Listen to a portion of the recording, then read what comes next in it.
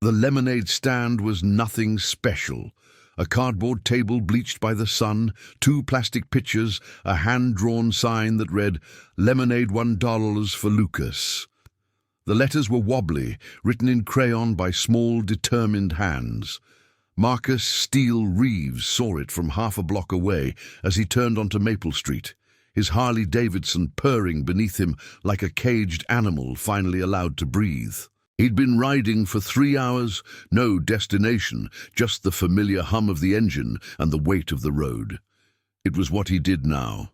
Rode, drank cheap coffee at truck stops, slept in his garage, anything to keep the ghosts at bay.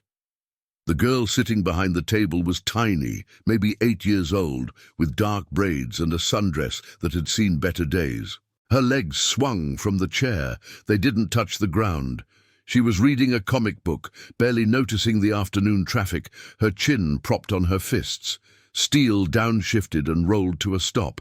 He didn't know why. He never stopped for anything anymore. "Lemonade?" the girl asked, looking up with the kind of hopefulness only children still possessed. Her name tag, pinned to her dress, read Maya. "How much?" he asked, though the sign was clear. $1. All the money goes to my brother Lucas. He's in the hospital."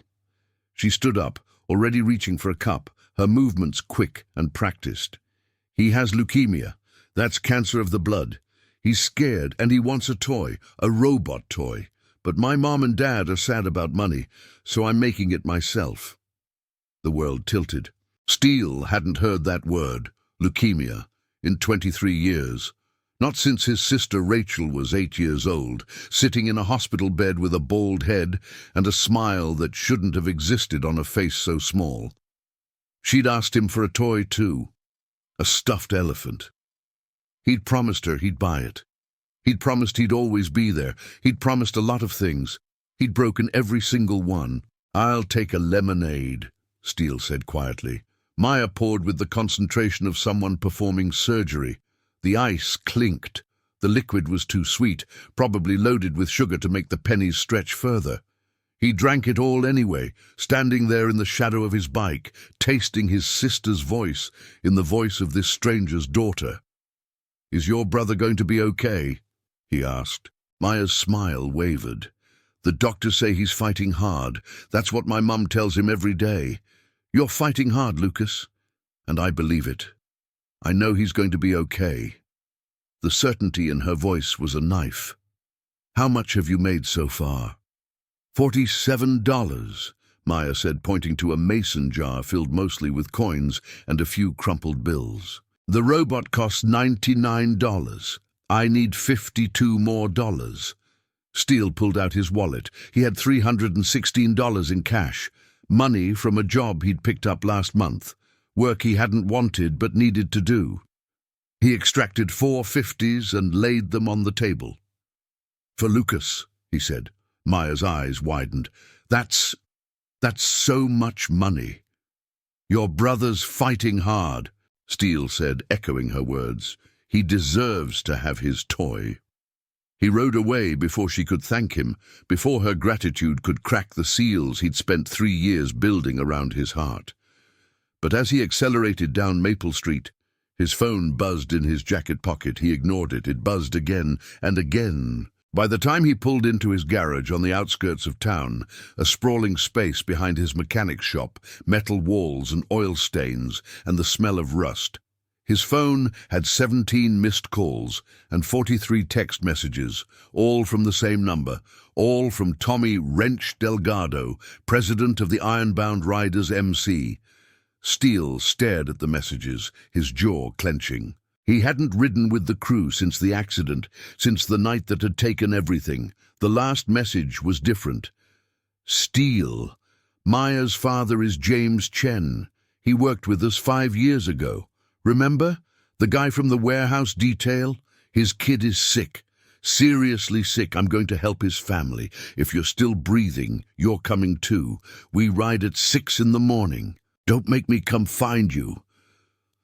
Steele's hands shook as he set the phone down. The universe, it seemed, had a cruel sense of humor. Or maybe, just maybe, it had decided to give him a second chance.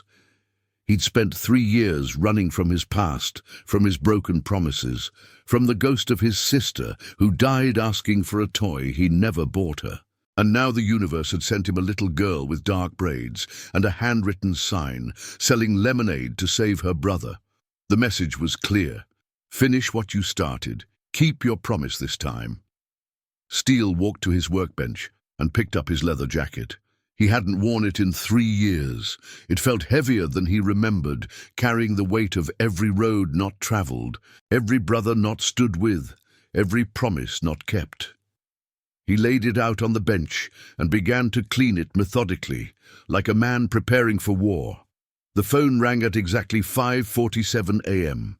Steele had been awake since 3, sitting on the edge of his bed in the dark, listening to the silence.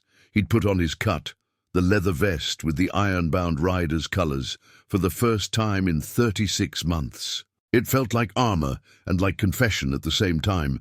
"You coming?" Tommy's voice was rough, heavy with caffeine and purpose. "I'm coming," Steele said. "We're running 110 deep, every chapter from here to Kansas City. This girl, Maya, James showed us pictures. She's been selling lemonade for 2 weeks straight, $74 total before yesterday. She's 8 years old, and she's trying to buy her brother a toy while he's fighting for his life." Tommy paused. "That's the kind of love that changes men, brother. That's the kind of thing you ride for." Steele hung up and grabbed his keys. The sun was just beginning to bleed across the horizon when he pulled into the warehouse lot on Morrison Avenue. The iron-bound riders had claimed this space years ago, a sprawling concrete expanse where they held church, where they planned, where they celebrated the victories that mattered. Today, it looked like a military mobilization. Motorcycles lined the lot in perfect rows, Harleys mostly. Some chopped, some built from the frame up, each one a statement of rebellion and craftsmanship. The bikers themselves clustered in groups, smoking cigarettes, checking chains, speaking in the low tones of men about to do something that mattered. Tommy saw Steele arrive and walked over, his hand extended. He was a bear of a man, 6'4", with a white beard that had come in over the last 3 years. There was wisdom in his eyes now, the kind that comes from watching brothers ride and fall. "Welcome back, brother," Tommy said, and pulled Steele into a crushing embrace. Steele felt something break open in his chest. 3 years of ice, 3 years of isolation, 3 years of punishment, dissolved in the grip of a man who'd known him when he still believed in forever. "What's the play?" Steele asked, pulling back. "We ride as one unit, 74 bikes. We go to the hospital where Lucas is staying. James is meeting us there. The hospital director is in on it. We've got permission. We fill the lobby, the pediatric ward, the whole floor if we can.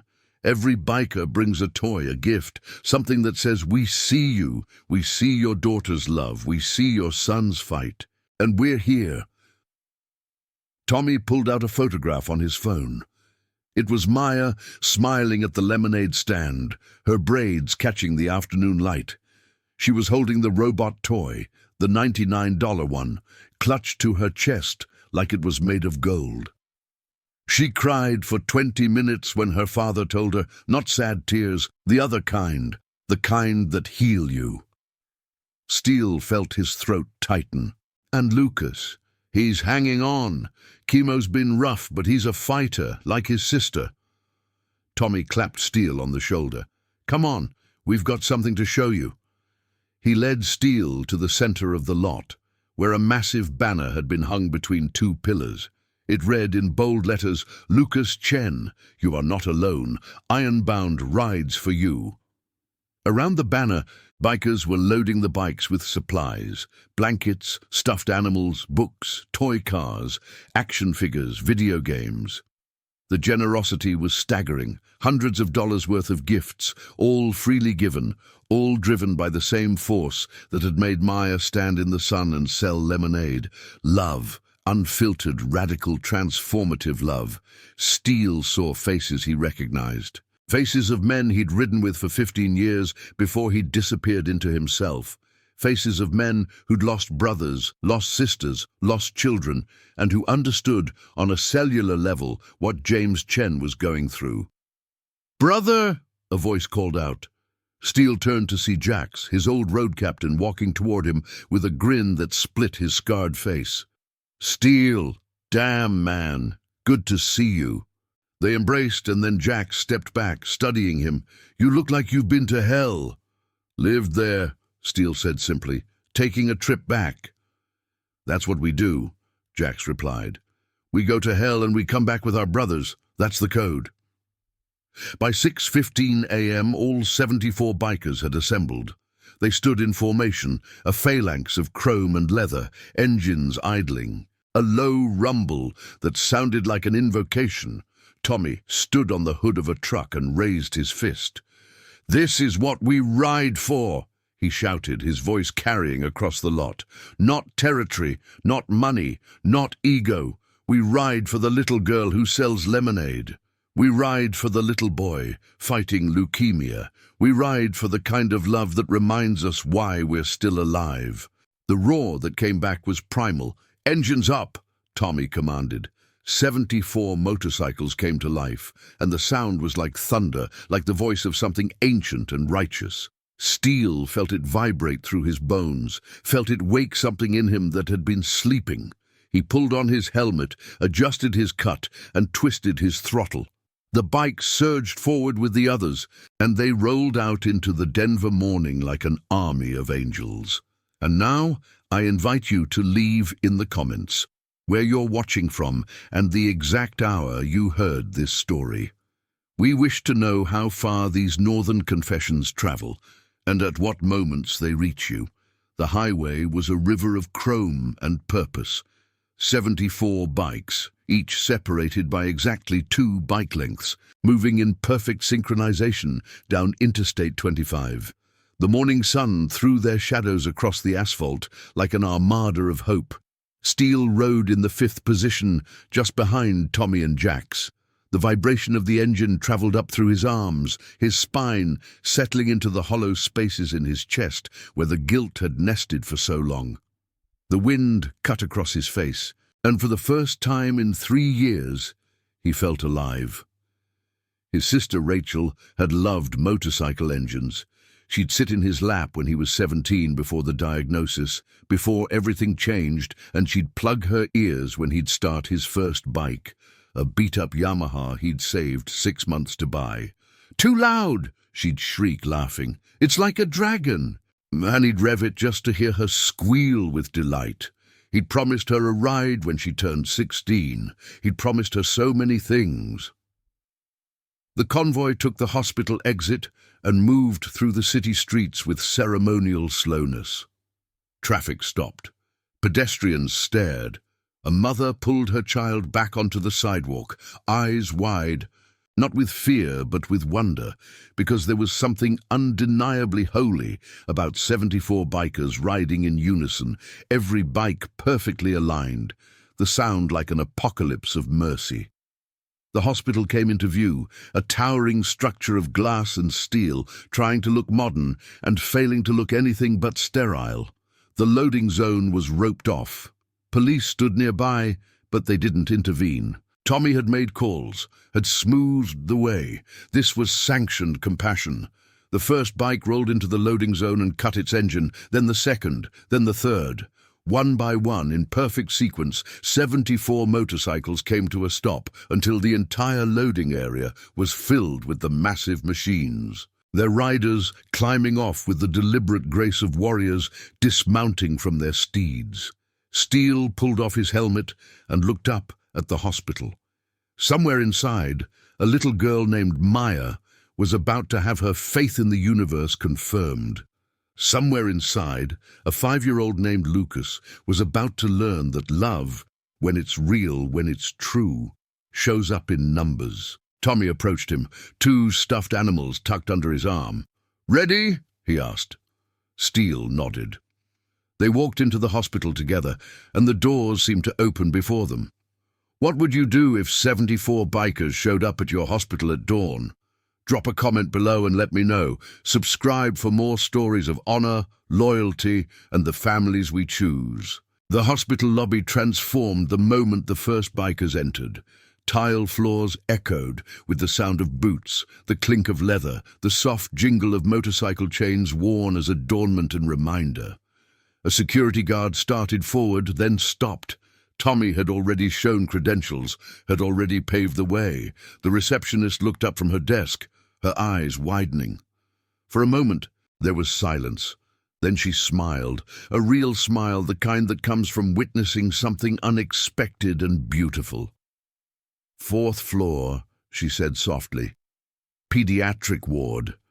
They're expecting you." The elevator was too small for the group, so they took the stairs. 74 bikers filing up 4 flights of stairs in a building designed for silence, filling it instead with the sound of their ascent. Boots on concrete, leather creaking, the collective breathing of men united by purpose. James Chen was waiting at the top of the 4th floor stairwell. He was a small man, maybe 5'6", with dark circles under his eyes and the particular exhaustion that comes from watching your child suffer. He'd worked with the Ironbound Riders 5 years ago on a warehouse security detail. A good man, quiet, reliable. He'd left the work when his son was born, had chosen the safety of an office job and steady hours. But he'd kept the connection, had stayed in touch with Tommy, had never forgotten that bikers, despite their reputation, sometimes held more honor in their hearts than most men. When he saw Tommy, James's eyes filled with tears. "Thank you," he said, and his voice broke. "Thank you." Tommy embraced him, and several other bikers did the same. Quick, solid hugs that conveyed everything words couldn't carry. "Where's Maya?" Tommy asked. "She's in Lucas's room. My wife is with her. They don't know you're coming." James wiped his eyes. "We wanted to keep it a surprise." Tommy nodded and turned to the assembled riders. "Quiet going in," he said, though his voice was gentle. "Children's ward. We want them to feel safe, not scared. We walk with purpose and with respect. We're here to show love. Everything else follows from that." They moved down the hallway in single file, 74 bikers in leather vests, emblazoned with their colors, carrying stuffed animals and gifts, like a procession of unusual angels. Nurses stopped what they were doing to watch. Other patients peeked from their rooms, confused, amazed, somehow understanding without words that something significant was happening. Lucas's room was at the end of the hallway. James opened the door quietly. The boy was small, impossibly small. The way children look when illness has stripped them down to their essence. He was bald from chemotherapy, his skin pale as paper, his eyes large and dark and devastatingly aware. His mother sat beside his bed, and Maya stood on the other side, holding his hand. When the first biker appeared in the doorway, Maya's mouth opened. "What?" she started. "Hello, sweetheart," Tommy said, his voice low and warm. He walked into the room, and behind him came bikers, one after another, a tide of leather and chrome and absolute tenderness. They didn't crowd. They arranged themselves carefully, lining the walls, filling every available space, until the room felt less like a hospital and more like a sanctuary.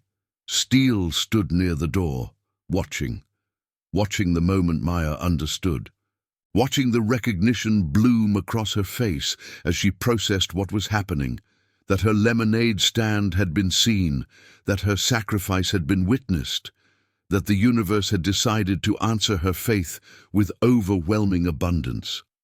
"Oh my God," Maya whispered. "Oh my God, there's so many." "These are the Ironbound Riders," Tommy explained gently. "This is our family. And we heard about your brother Lucas. We heard about your lemonade stand. We heard about a little girl who loves her brother so much that she stood in the sun and sold lemonade to buy him a toy." Tommy gestured around the room. "We decided to come and say thank you, because that kind of love, that's the reason we exist." Lucas stared, his eyes moving from face to face, trying to process the impossible. His mother had her hand over her mouth, tears streaming down her face. "We brought some gifts," Jack said, stepping forward. He set a stuffed elephant on the bed, not random, but chosen deliberately. Steele's gift passed through another's hands. The elephant that Steele had never bought his sister. The elephant that he was buying for Lucas Chen. A boy he'd never met. A boy he'd been brought to meet because the universe had decided he'd suffered enough alone. Lucas reached out tentatively and touched the elephant. His hand was so small it disappeared against the toy's body. One by one, the bikers came forward. A video game console, a box of comic books, a set of model airplanes, a skateboard, for when he was well, they said, art supplies, books, a remote control car, toys that filled the room, filled the space around Lucas until he was surrounded by tangible evidence that he was loved, that he mattered, that the world was rooting for him. Maya was crying now, the kind of tears that come from realizing that your prayers had been heard, that your love had been multiplied 1,000-fold, that you were never alone. Steele felt his eyes burn. He looked away, unable to bear the rawness of it, and that's when he caught his own reflection in the window. A man with a scarred face and a leather cut, standing in a children's hospital, witnessing transformation. For 23 years, he'd carried the weight of promises broken. For 3 years, he'd carried the weight of isolation, convinced that his guilt was penance enough. But standing in this room, watching a motorcycle gang deliver hope to a little girl and her dying brother, he understood. Guilt wasn't penance. Redemption was action. Redemption was showing up. Redemption was keeping the promise, even if you were keeping it to someone else's sister. "What's your name?" Lucas asked Steele suddenly. Pointing a thin finger at him, Steele stepped forward. "I'm Marcus. People call me Steele." "Are you a knight?" Lucas asked. The question hung in the air, simple and profound. "Yes," Steele said. "I think I am. And you're a knight too. A knight fighting a very hard battle."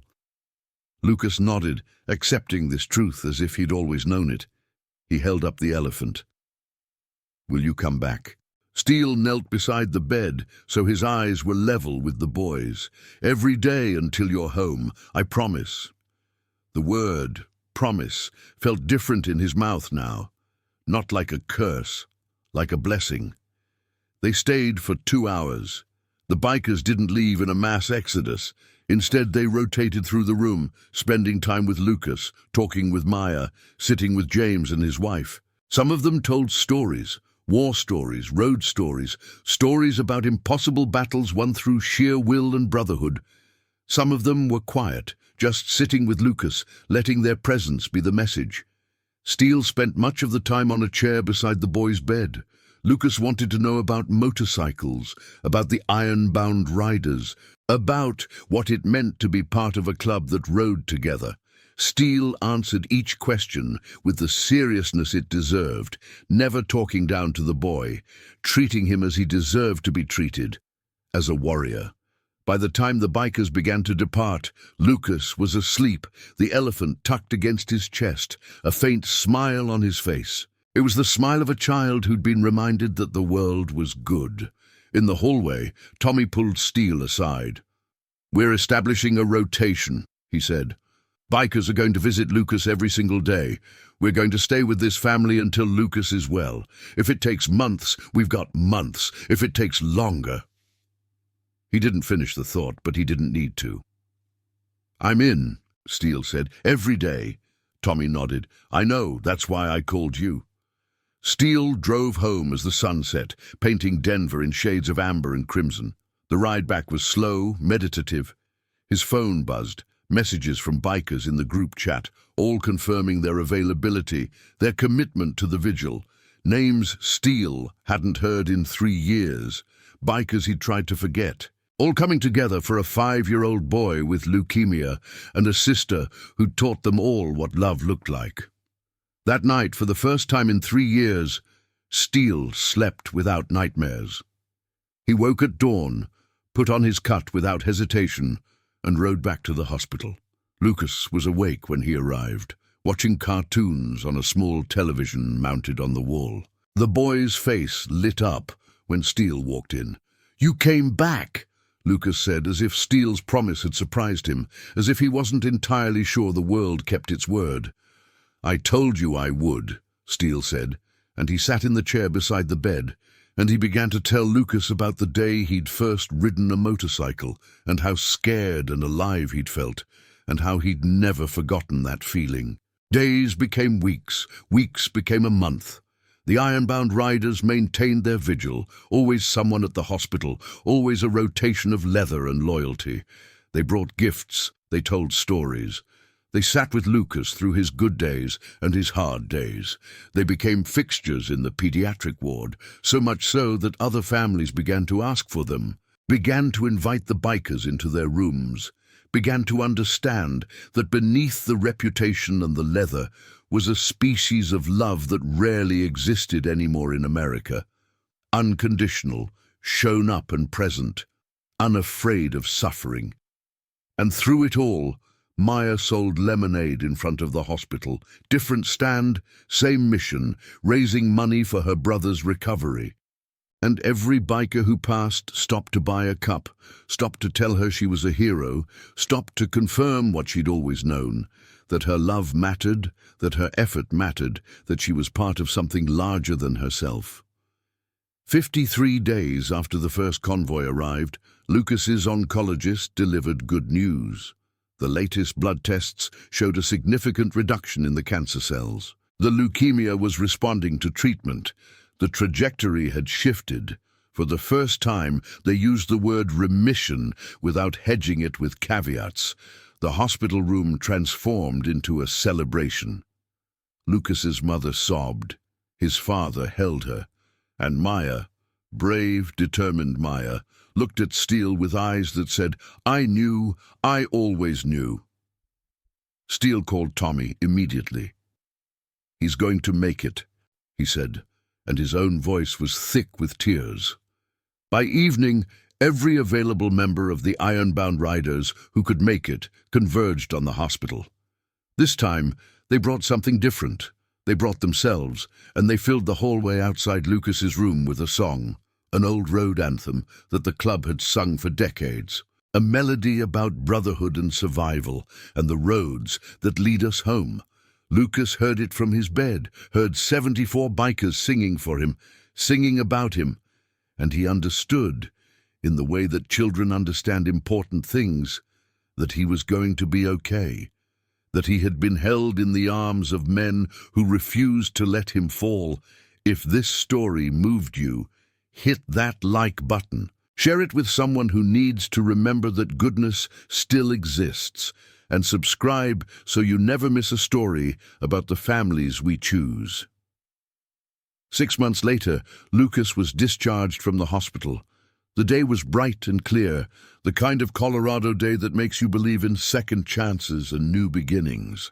The Ironbound Riders assembled in the hospital parking lot, not 74 this time, but close, 103 bikers from 9 different chapters, all there to welcome Lucas home.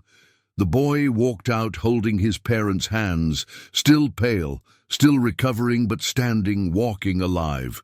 When he saw the motorcycles, he broke into a smile that had been hard-won and was therefore precious. "Are these all for me?" he asked. "These are for you," Tommy confirmed, "and for your sister and for your family. This is the Ironbound Riders family. You're part of us now. You'll always be part of us." Steele stood to the side, watching. He was thinking about promises, about the one he'd broken to his sister, about the ones he'd kept to Lucas, about the ones he was making every single day now, by showing up, by staying present, by refusing to let grief drive him into the dark anymore. Maya approached him.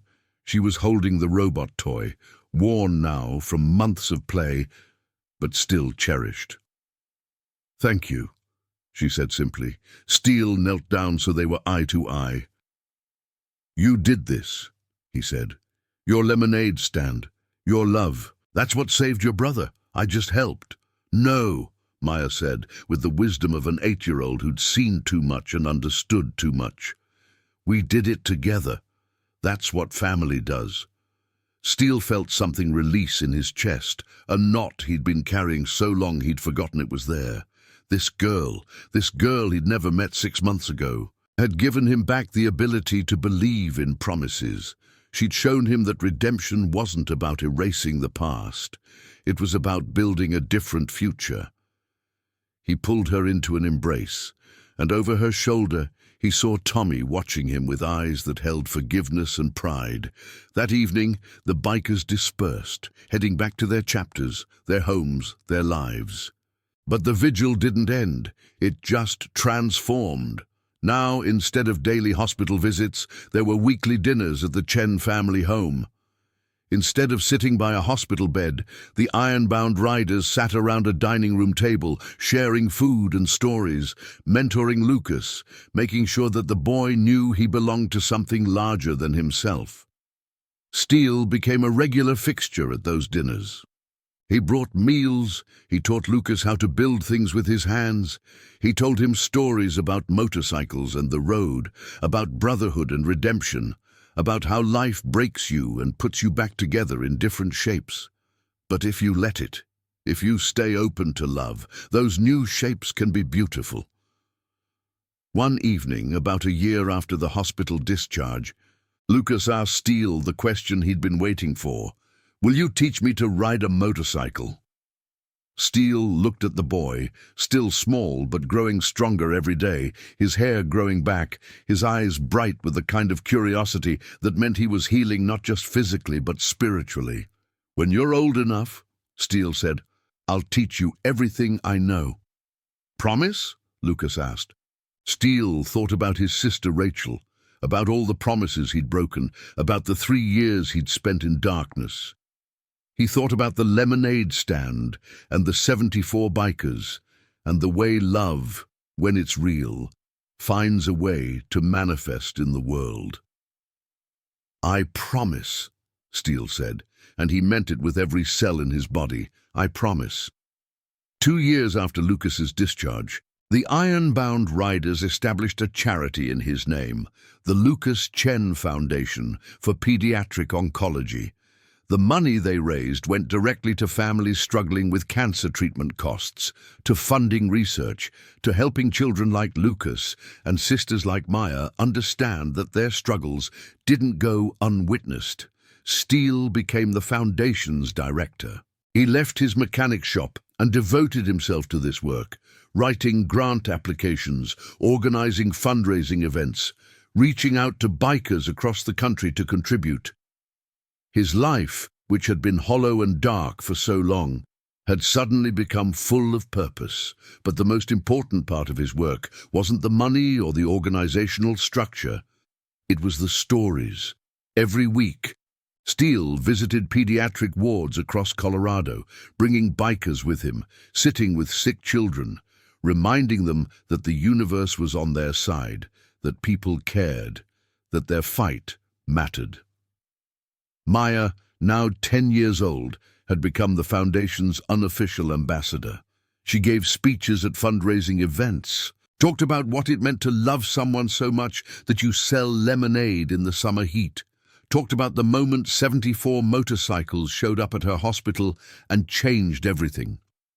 Children listened to her with rapt attention because she spoke from experience, from the authority of someone who'd been broken and had been healed by the unexpected kindness of strangers. Steele watched her from the back of a community center one evening, giving a speech about her brother's journey, and he thought about promises, about how the ones you keep, even to people you've never met, ripple out into the world in ways you can never anticipate, about how one act of witnessing someone's pain and deciding to do something about it can transform not just one life, but generations. Jax was standing beside him, older now, slower, his riding days behind him, but his spirit still fierce.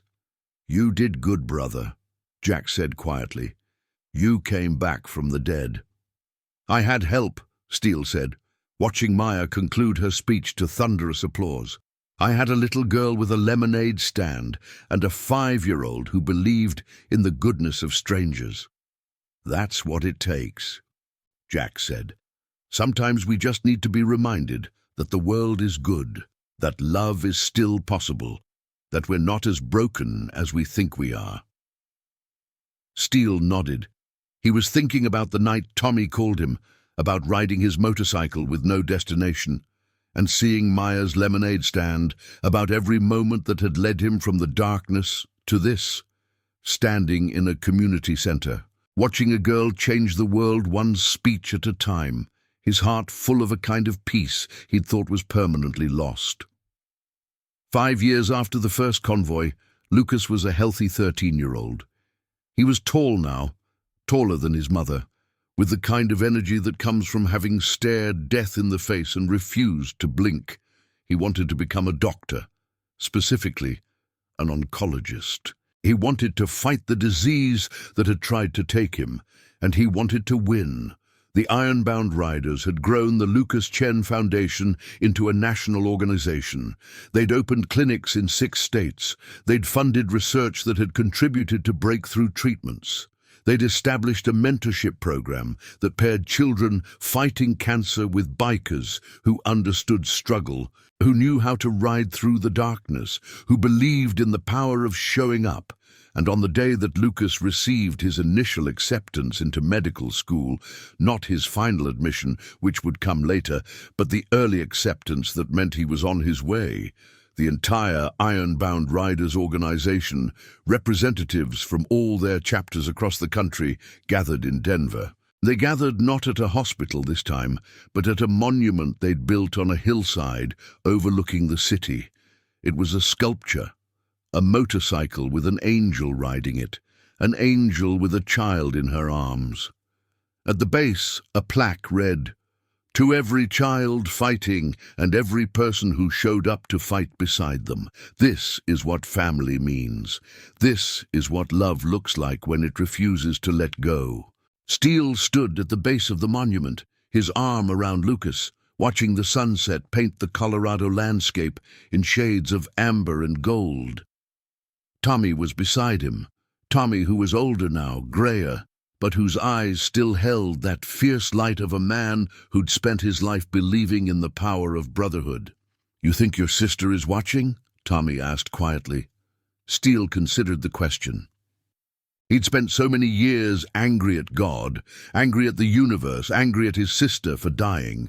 But over the last 5 years, he'd learned to transform that anger into something productive.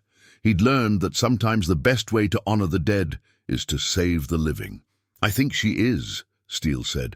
"I think she's been watching all along, waiting for me to figure out that keeping my promise to her doesn't mean being perfect. It means doing the work. It means showing up. It means transforming my grief into action." Lucas squeezed Steele's hand. "Are you okay?" the boy asked, already developing the emotional intelligence that would serve him well as a doctor, already understanding that the people who save you sometimes need saving themselves.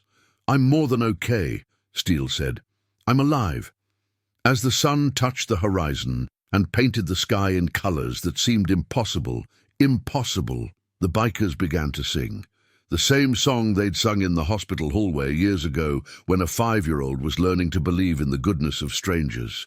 The song carried across the hillside, carried down into Denver, carried out into the world, a testament to the idea that love, real love, can move mountains, can heal wounds, can bring a man back from the dead and teach him how to live again. Steele looked at Lucas, at Tommy, at the 74 bikers who'd become 100, who'd become 1,000, all united by a simple truth, that a little girl's lemonade stand had changed the course of human history. Not the world's history, but theirs. And sometimes that's enough. It's more than enough. It's everything. The motorcycle sat silent on top of the monument, forever frozen in the act of flight, forever carrying an angel and a child toward a tomorrow that would be bright because these riders had decided to make it so. Steele climbed onto his bike one last time that day, and as he rode down the hillside, back toward the city, back toward his life, he realized something fundamental. He'd spent 3 years running from his past, convinced that his guilt was too great to overcome. But all it had taken was one girl with a lemonade stand to remind him that redemption isn't about perfection. It's about persistence. It's about showing up. It's about keeping your promise, even when the world tries to convince you that you've forfeited your right to make them. As he accelerated down the highway, the evening wind catching his leather jacket, Steele thought about promises. About the one he'd broken to his sister, about the ones he was keeping to Lucas, about the thousands of promises he and the ironbound riders were keeping every single day to every child fighting, every family struggling, every person who needed to know that they weren't alone.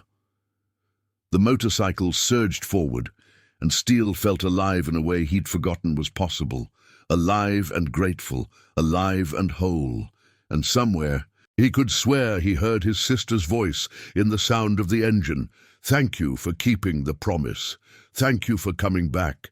Thank you for learning how to love again." Steele twisted the throttle and rode home. Thank you for watching this story. If this tale of redemption and brotherhood resonated with you, please like this video, leave a comment about the promises you're keeping, and subscribe for more stories of the families we choose. We're here to remind you that love is still possible, that goodness still exists, and that sometimes all it takes is one person deciding to show up. Ride well, stay strong. We'll see you on the road.